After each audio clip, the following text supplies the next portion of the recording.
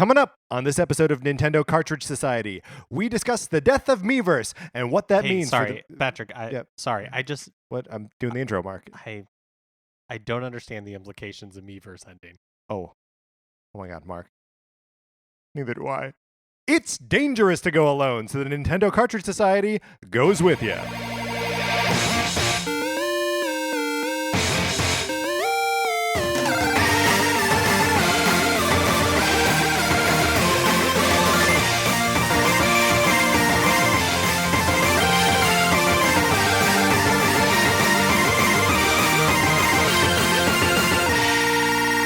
Welcome to Nintendo Cartridge Society. My name is Patrick Ellers, joined as always by my co-host Mark Mitchell. We have got a good show for you today. We're going to be talking about the news from the week, including some Zelda Black Friday deals and the end of Miiverse as we know it. And then we're going to come back on Thursday to discuss our favorite Nintendo trilogies, whatever that means. Mark, how you doing?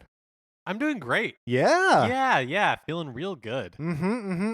Which surprisingly, because the last couple of years when we've done this time change thing. Oh, yes. It totally kicked my butt. We are coming out the other end of daylight savings time. Ending or beginning? It is ending. It is ending. We are now back to... Wait, I said that with so much confidence, but I think that is true. We fell back, whatever that means. If that's the beginning or the end, frankly, at this point, I don't care. Yeah, it's still a bummer that the sun sets as early as it does, but what are you going to do? This is the world that we live in. I was thinking about this the other day, and like, what would it take to actually abolish daylight savings? Like, it would take an administrative, political feat that no one would bother to take on, right? Yeah, I mean, I feel like every time around this time of year, there are those like special interest pieces that get printed. Yes. They're like, or, hot takes that are like, we should get rid of daylight savings time. And some places do, like Arizona doesn't have it. Maybe does Hawaii have it? I think parts of Indiana don't. That's what's so weird is parts of states not having daylight saving time. Like, how does that work? I don't know. Look, if this is the kind of Nintendo-related conversation that you are riveted by, we would love for you to rate, review, and subscribe on Apple Podcasts and follow us on Facebook and Twitter. On Facebook, we are just Nintendo Cartridge Society, and on Twitter, we are at NinCart Society. And, share episodes. It helps us out a bunch. Weather report, Mark. It's delightful out. It's delightful. It's cooler. It's LA cold, I would say. Right, which means I'm wearing long sleeve t-shirt over another t-shirt. Yeah, anytime it's like drops below 70, everybody piles on the ski gear. That's right. And I'm looking forward to wearing a hat, man. I love it. Yeah, hats are your hoodie. Yes, hats are my hoodie. I think I need a hat that says this is my hoodie. Our guest weather today is from Cairo, Egypt. It looks like they're not getting LA cold. It looks like they're in the middle of a different desert, and it's like 80 degrees there. Yeah, I guess they're getting Egypt cold, Cairo cold, Cairo cold. Cairo cold, Cairo cold. So anyway, big ups to our listeners. The biggest of ups. In Cairo. Mark, we've got a lot. We've been playing a lot, and there are a lot of games coming out this week, so let's get into what we have been playing this week.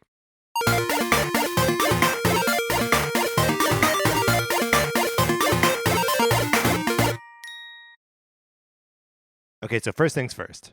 We talked about Super Mario Odyssey last week on Thursday. Yep. That was our whole episode. Talked about it for like an hour.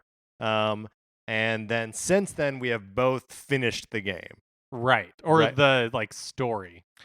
Yes. Nowhere near it's finishing the game. It's a very long game with a lot of moons in it. But we have both gotten to the end of the story of that. And I think we wanted maybe just a couple minutes to talk about the game in fuller spoilers, right? So if you haven't finished the game, maybe skip ahead. We'll say three minutes. Yeah, let's give ourselves 3 minutes. 3 minutes on the clock, and then we're done talking about Super Mario Odyssey. So start now, skip ahead, 3 minutes. Ending of this game is great. The ending of this game is so cool, starting with the going to the moon kingdom in general, which like the changing up of the gravity there at the very end is so much fun. Also, the whole moon thing is seeded so well throughout the course of the game, because when you are on like the world map and you can see all the kingdoms that you're traveling, there's the globe and then there's the moon floating there. You're collecting power moons. The moon is visible in every level. And I remember looking at it and thinking, like, that's Earth's moon. I'm seeing Earth's moon from New Donk City. Yeah, so when you show up in the Moon Kingdom, it's like this moment of like, Of course I'm going to the moon. Of course Bowser is having his wedding on the moon. Yes. And then, that whole approaching like the last like chunk of kingdoms from like the Luncheon Kingdom, which I didn't care for that much, but after the Luncheon Kingdom to the end, I think is all home runs. You go to that Ruined Kingdom and fight a dragon. Oh yeah, that was cool. Dragon fight, which seems like totally out of character and totally insane, but is super fun. And then that the Bowser Kingdom has this sort of like ancient Japanese like samurai theming to it. And some of the best platforming in the game. Yeah. In, like the main story. Mm-hmm. Yeah, and that's all super fun. The way the Bowser fight ends. Okay, so I want to talk specifically about that because that last run is so cool. And it's the soundtrack to it is this pop song that Nintendo has like kept hidden. Yes. We didn't know it was coming. Didn't know about it, but it becomes just like the power soundtrack to you like running through this level and as Bowser. Clawing these blocks because away. Of course you capture Bowser. Of course you capture Bowser. It makes so much sense. Yes. But again, I didn't see it coming. It was so much fun. And then, of course, then being 8-bit Bowser is incredible. And there's something like satisfying about getting to the very end and Peach being like, I've had it with both of you idiots. Like, I don't know. That's so fun and funny.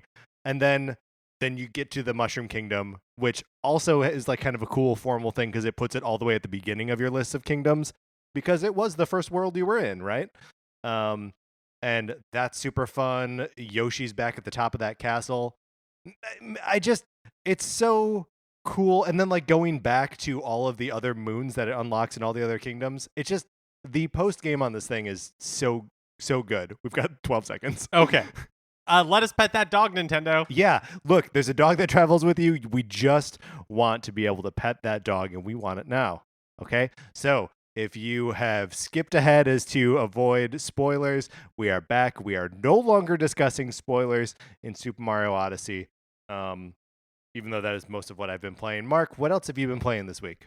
I played a surprising amount of Mario Kart 8 Deluxe because my good friend Casey, who has a fantasy football podcast called The Sleepers on What's a Creative Network that you should check out. Mm-hmm. He bought a Switch and had a bunch of people over to play Mario Kart 8 Deluxe.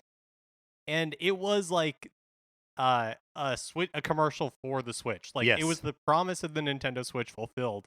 And we had a blast. Like there were like 8 of us.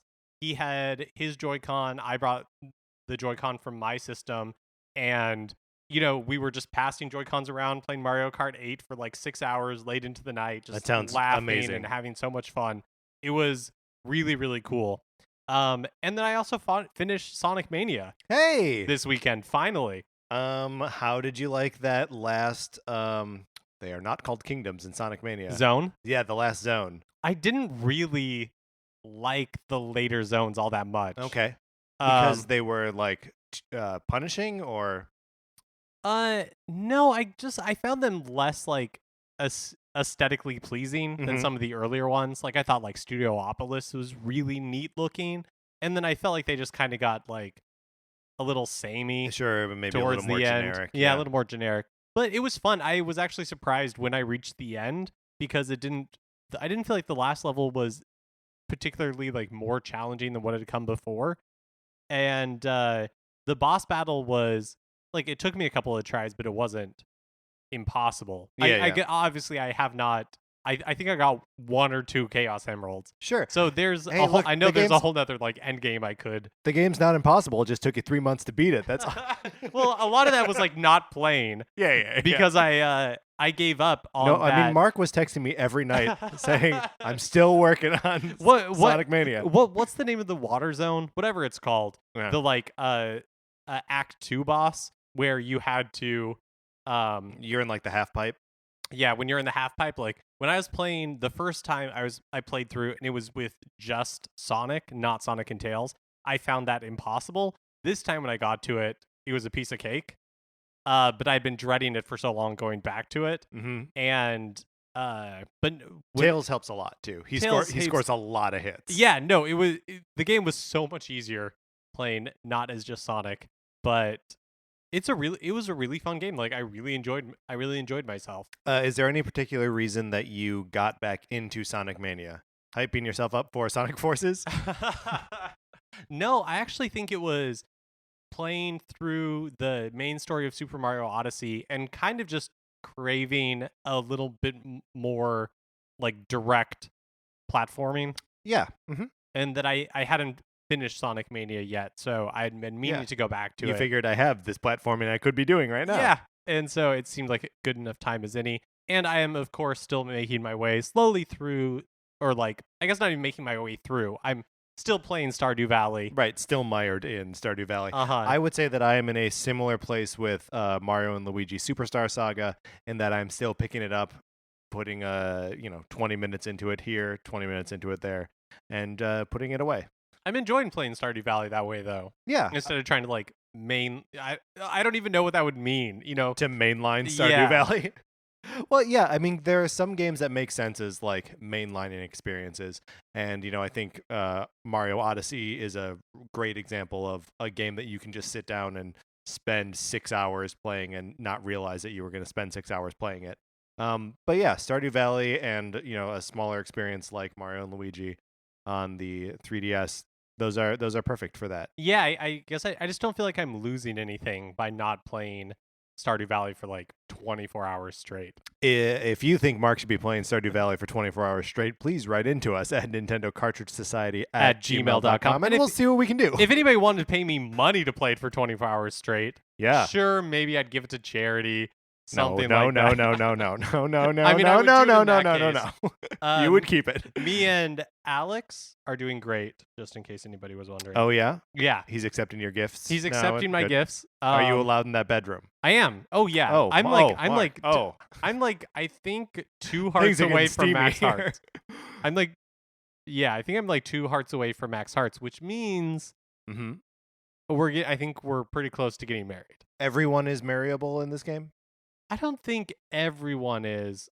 I guess maybe. So there's like a list of all the townspeople, and some of them have single in parentheses. And I assume those are the ones you can romance, but maybe you can break up marriages. I don't know. I haven't tried. There should be a homewrecker. That's option. for my second playthrough.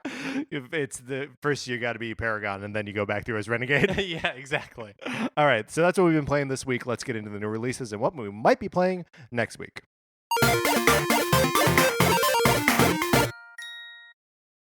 The November new release deluge is upon us. It has begun. The waters are only going to keep rising.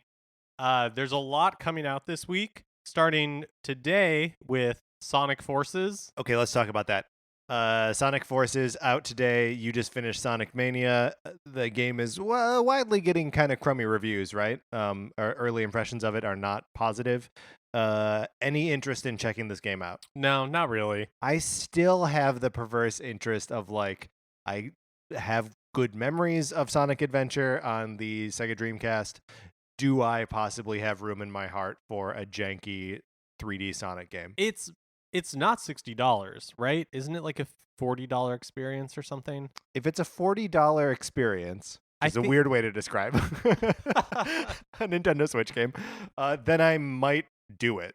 Hold on, I'm gonna look it up. Yeah, I think it might be budget priced, but I also could be wrong. It's happened before. If it's a $60 game, I think there's probably no way I'm gonna. I can't. Right? That's silly. Patrick. Especially when you know that in a couple of months it's going to be very cheap.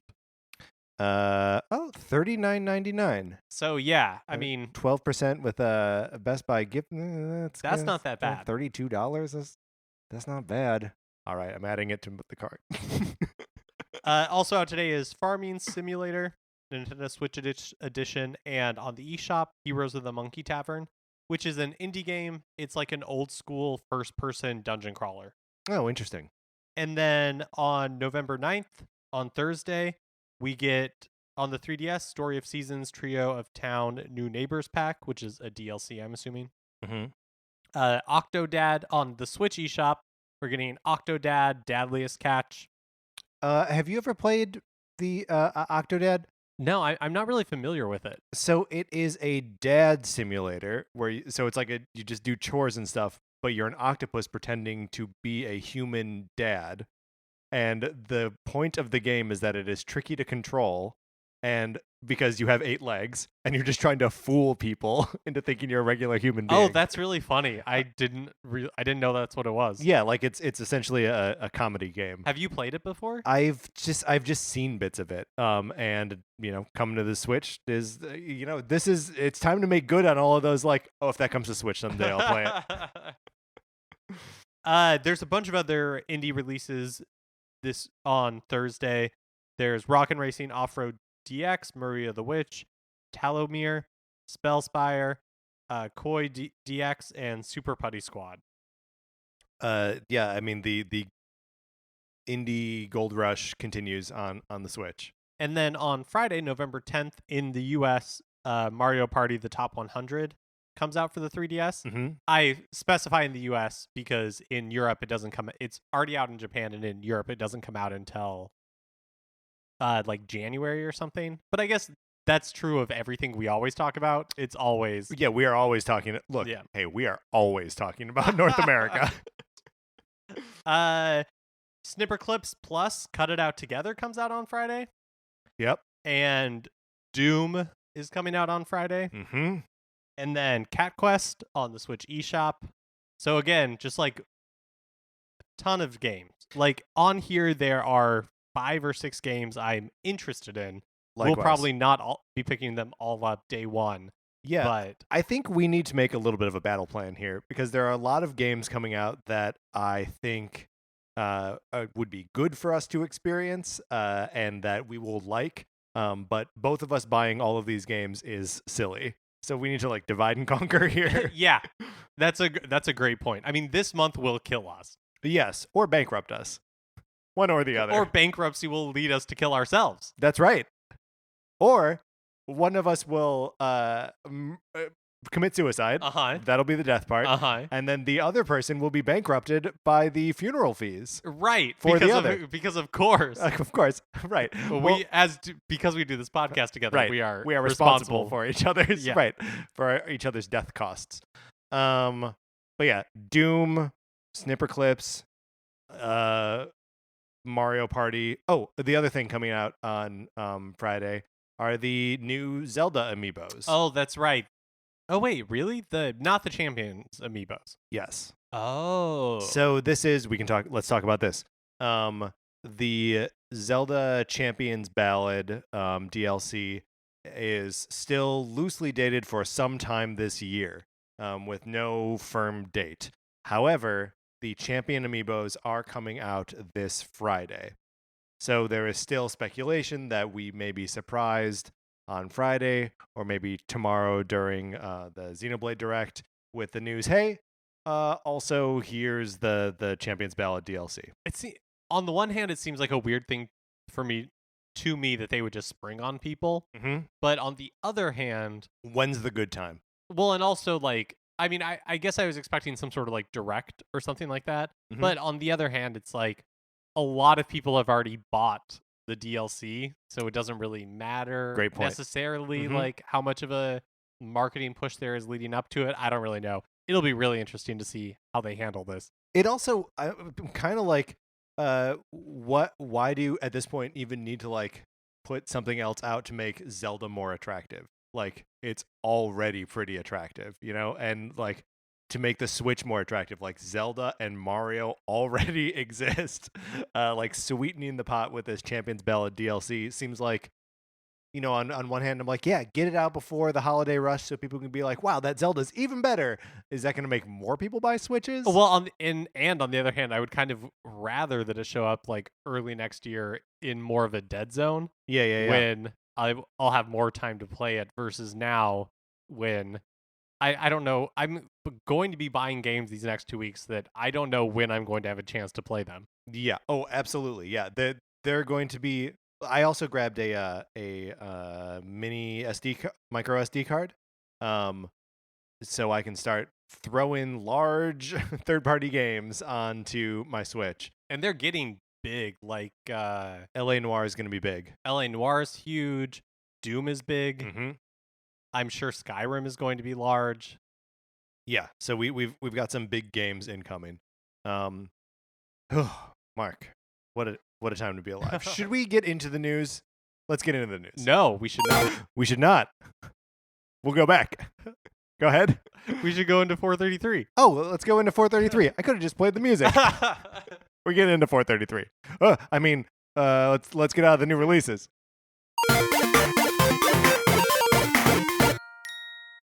Which, of course, and obviously means that it's time for a regular segment on this show. It's time for 433. In 1952, American composer John Cage wrote a piece called 433, wherein a performer or a group of performers didn't play their instruments for 4 minutes and 33 seconds.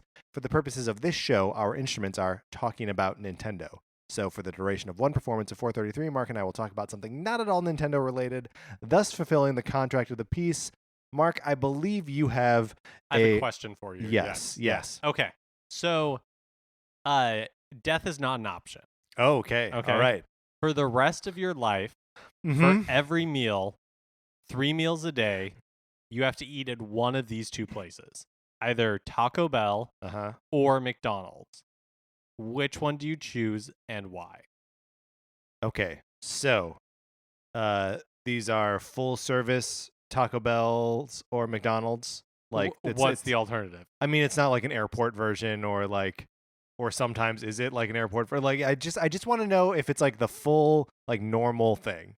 Oh, yeah. It's the full normal thing. Like, and the Taco Bell is not a Taco Bell Pizza Hut. It's not a Taco Bell KFC. No. Okay. No. So I, as you know, do not eat meat. Mm-hmm. So I think for me the answer has to be Taco Bell.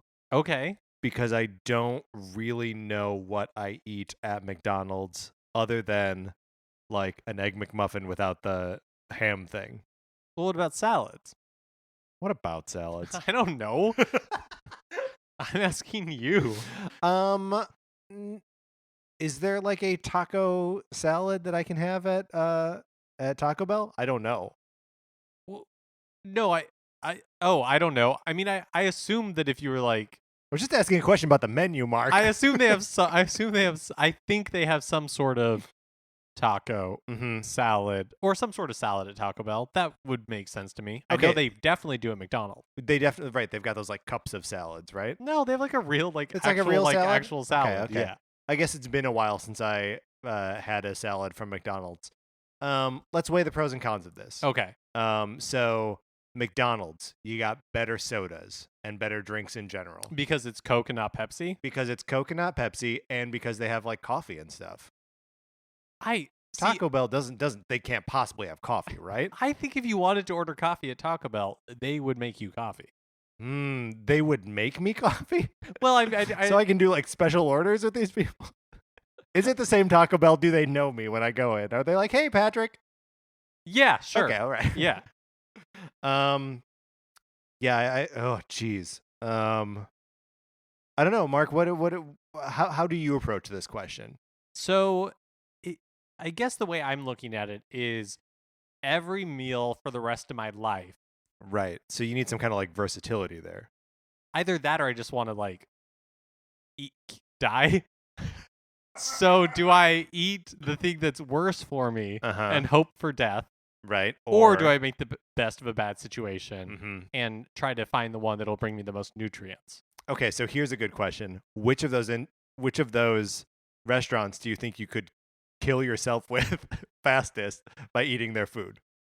So I feel like McDonald's, I guess in both scenarios, my answer would be McDonald's because I think it would be easier to kill yourself with food from McDonald's. Right. So you're just saying like have a Big Mac and a 20-piece chicken McNugget for every meal. Yeah. And like a shake. Yeah. Yeah. And So, I mean, I don't think you'll. It's still going to be a slow death. It's going to be a slow. I mean, there's no good way to do this. A slow, delicious death. But I guess in my head, I feel like McDonald's has more variety. If nothing else, they have breakfast all day. Right. So breakfast is clutch. However, Taco Bell just introduced this breakfast taco where the egg is the shell. Have you seen this? What? The egg is the shell. That doesn't seem possible. Well, believe it, my friend. They take an egg or some sort of egg goo and like fry it up in a pan so that it's like solid enough for you to hold it in your hand. And there's like hash browns and some other junk in it. It has to have egg in it, but it can't purely just be egg. I don't know. I mean, you're probably right. Nothing that you're eating at any of these restaurants is just what it claims to be. It is also preservatives and sodium, and I guess those are the same thing. But like, yeah, it's certainly more than egg. But a little off topic. But did you ever have? I'm going to go out on a limb and say the answer is no, but maybe like one of those Dorito shell tacos from Taco Bell. Locos? No, I've never had one of those. I don't think they still do them. I think they do. Oh, really? Yeah. Well, we will never know. We will never know how we would land on that. We were accompanied today by the Victoria Symphony Orchestra. Mark, now it's time for us to get into the news.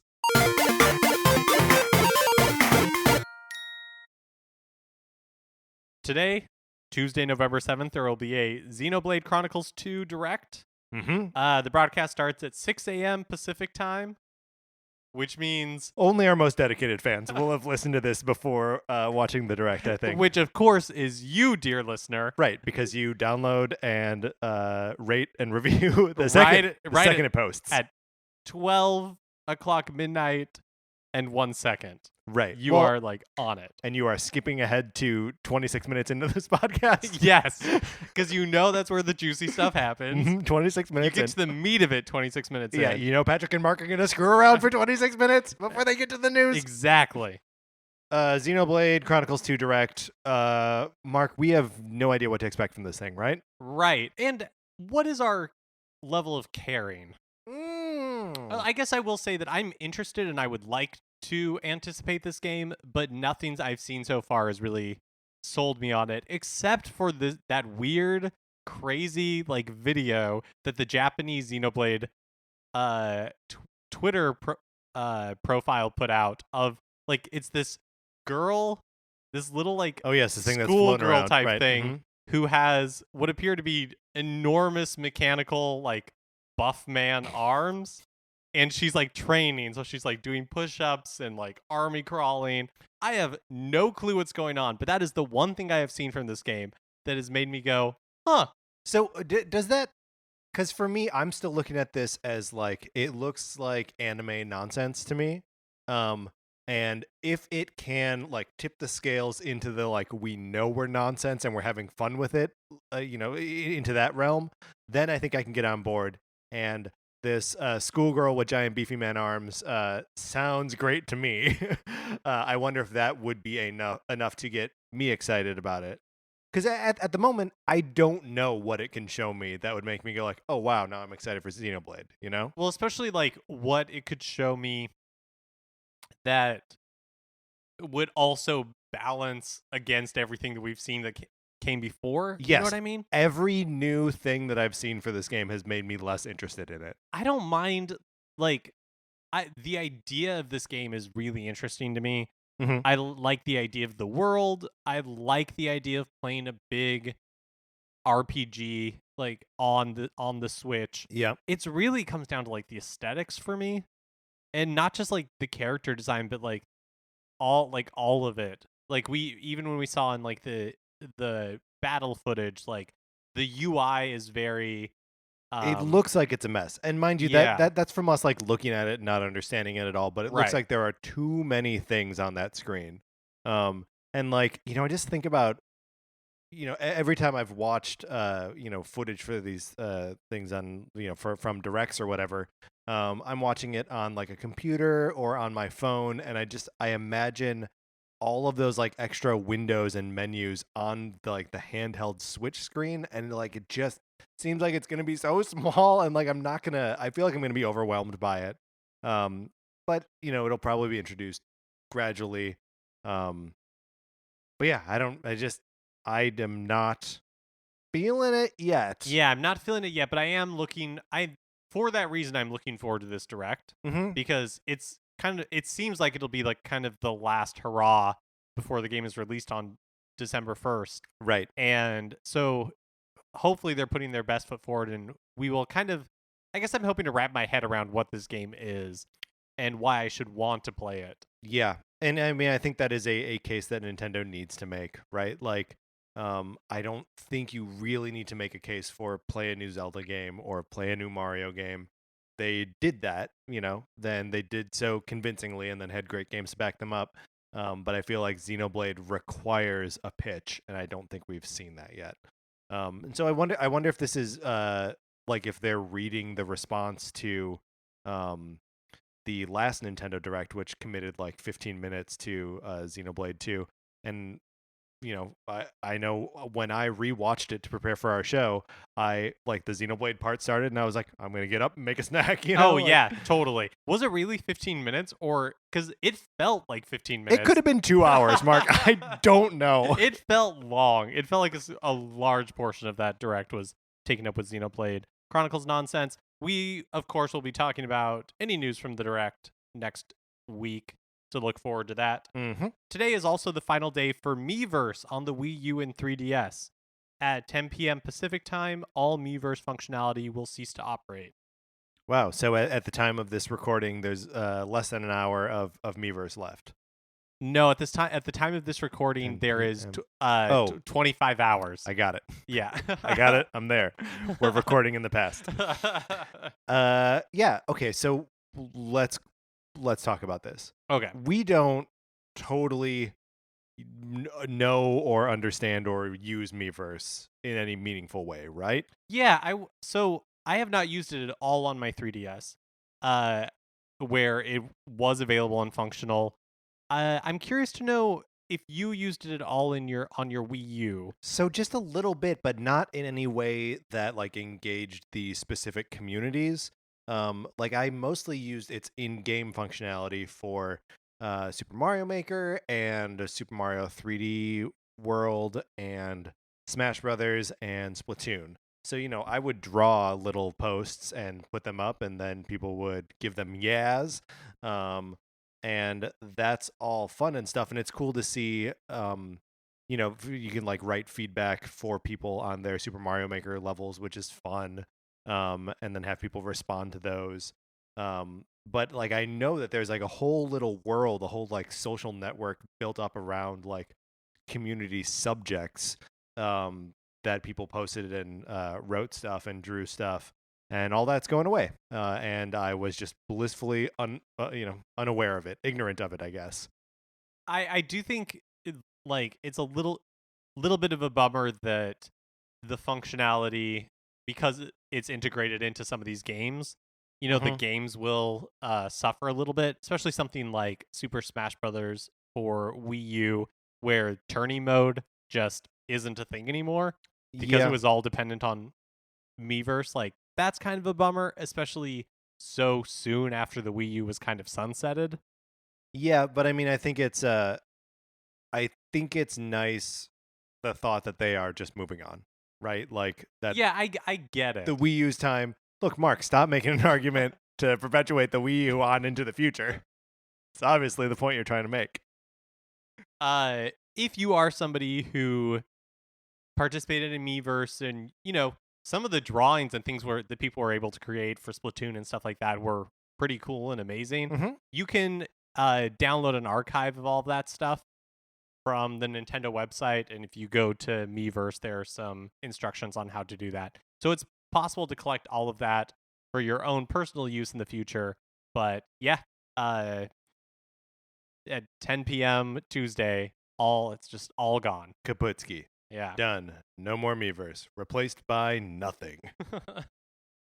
Nintendo's putting out some Zelda-related bundles for Black Friday. They include The Legend of Zelda Ocarina of Time 3D 2DS bundle for $79.99. It's green and comes with a game pre-installed. We talked about this briefly in passing in last week's episode, that they were releasing a special edition 2DS. It has that classic like NES era Link tunic color, green and yellow. Mm-hmm. And then it comes with the download 2DS code wedge shape. the old 2DS. Right. And then it comes with the download code for Ocarina of Time 3D. Which for is $80. Yeah. It's such a good deal. The 3DS has such a crazy library of games. Yeah, and I mean, it may be in the like select series now, Ocarina of Time, but when it came out, that was a $40 game. So like that's it's still a 20 deal. Yeah, it's still a $20 game. Yeah, absolutely. So like you're still getting a deal. And also that for me that is the best way to play Ocarina of Time. So if you haven't played it in a very long time or are looking for an easy way to get into the 3DS library, that's a way. We also talked about the Legend of Zelda Breath of the Wild Explorers Edition. Yep. Last week. It was rumored then. It's fact now. Mm-hmm. Rumor to fact instead of rumor to nothing, which is more frequently the case. Yeah, so it comes with like a kind of like a lore book and a 2-sided map, and it just seems like I think it's the same price as the regular edition, so it just seems like we talked about it a little bit earlier, incentivizing people to buy, maybe incentivizing people to double dip. Yeah, you know what I find interesting about this, which almost certainly is for double dipping. That's a great point. What I find interesting is that the collector's edition does not come with the DLC. Right. They're still going to sell that to you. Which like anyone else a year later, Horizon is a great example on the PlayStation. Horizon Zero Dawn, whatever they're calling it, the collector's edition, whatever that's coming out in December, has the DLC with it for free, and it's like $40. Yeah, it would be. So, it seems like if they were going to do one of those Game of the Year editions, yes, that the Explorers edition would be it. But Nintendo doesn't really. I mean, I guess Nintendo hasn't really done DLC to this extent before in the past. Yeah, I mean, I guess the only other exception would be Mario Kart 8, and I suppose you could count Mario Kart 8 Deluxe as Mario Kart 8 with the DLC packed into it. That's true. But if Nintendo was going to do that, it was going to do a Game of the Year edition, this would be it. Right. And it's not.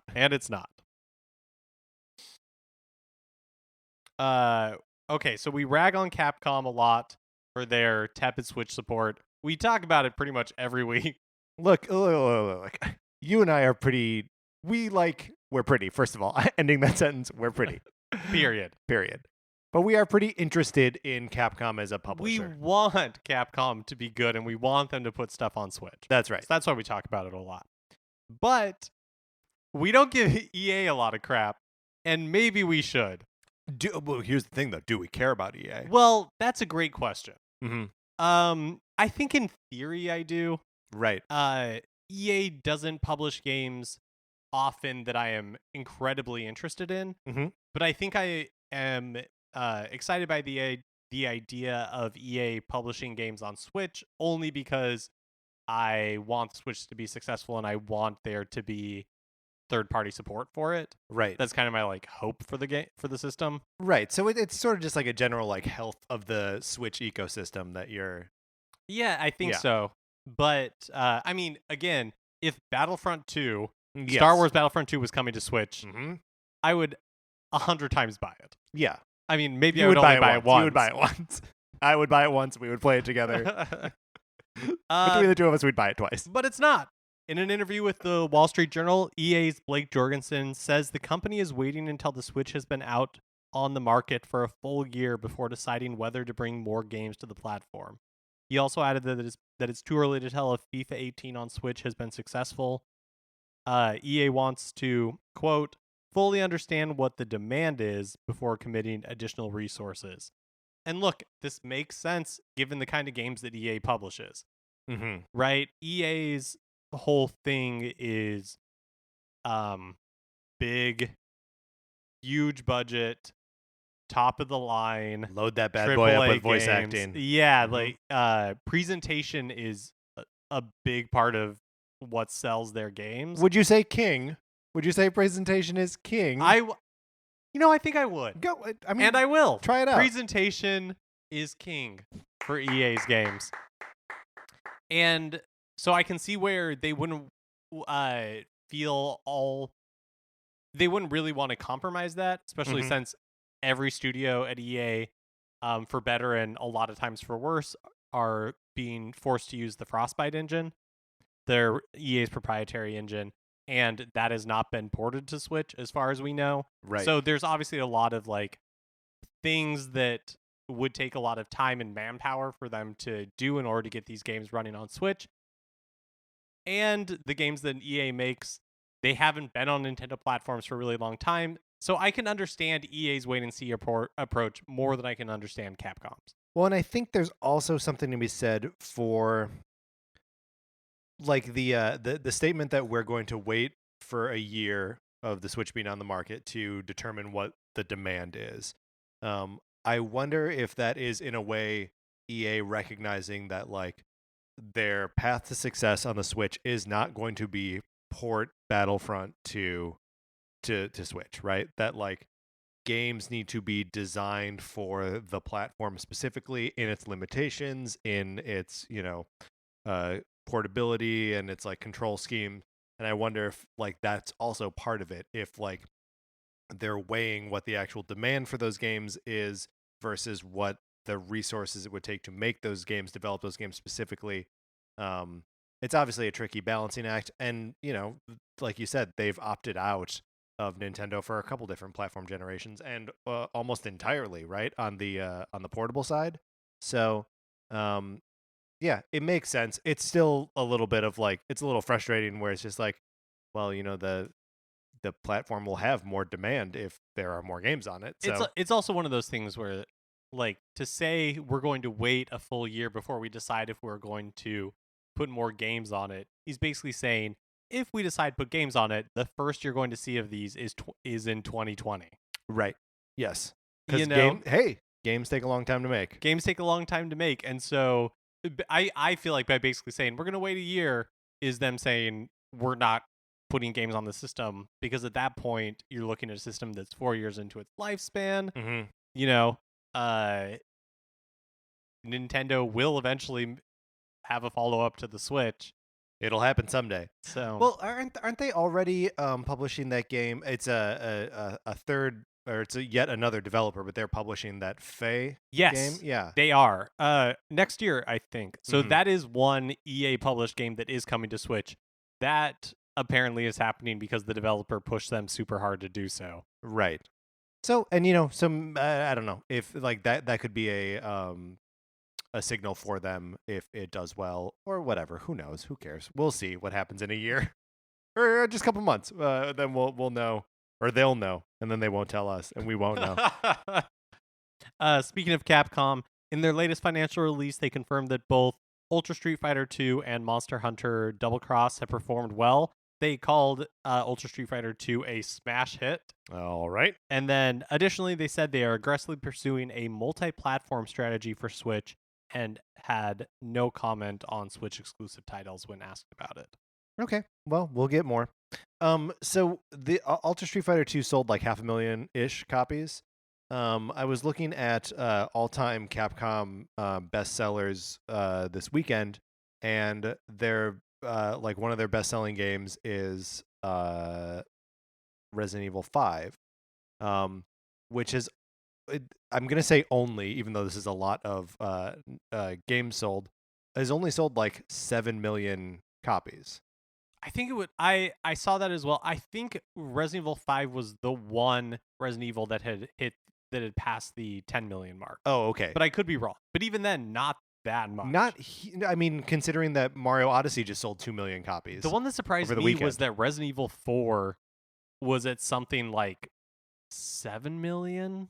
Like maybe that was what I was thinking. But obviously, like it did well.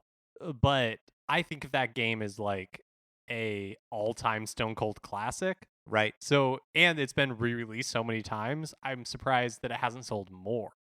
Yeah, no, I totally agree. And it is, maybe one of those things where I'm like, yeah, well, I don't understand Capcom's business at all. Or just games in general. Yeah, I mean, that's totally possible. These things are very expensive to make. They need to sell so many to be considered successful. And finally, the last Switch system update brought some big features like eShop preloading to the system, and we're finally seeing some games take advantage of that. Hey! Mario Odyssey was available for preload. Yeah, and the last time we talked about it, it was not yet available. And then, and right now, both Doom and Skyrim are available. So I'm just kind of, for selfish reasons, glad to see that starting to roll out for some of these bigger titles, because I'm all digital at this point, and it saves a lot of time to just have them preloaded. Yeah, that makes perfect sense to me, and I'm glad that is something that's finally working on this thing. Remember about a year ago we talked about that I had preloaded Pokemon Moon or Sun, whichever one I bought, onto my 3DS. We were like, oh, how was that preload experience? And I was like, fine. I imagine that's as much as we have to say about this on the Switch. I'll say it's more pleasant on the Switch than it is on the 3DS, only because everything is more pleasant on the Switch than it is on the 3DS. Mark, let's get out of the news.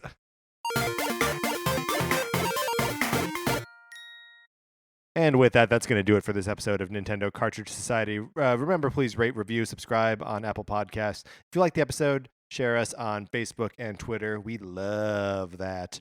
I don't know why I said that like that. I'm so sorry. We're going to be coming back on Thursday to talk about our favorite Nintendo trilogies. And we're being kind of loose with the definition of the term trilogy, right, Mark? Yeah, but they all include 3 games.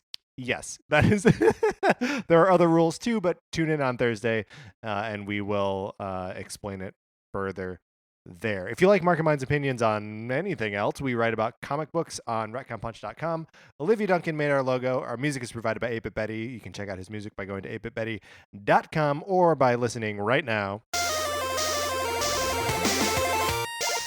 For my co-host, Mark Mitchell, this is Patrick Ellers saying presentation is king. And thanks for listening.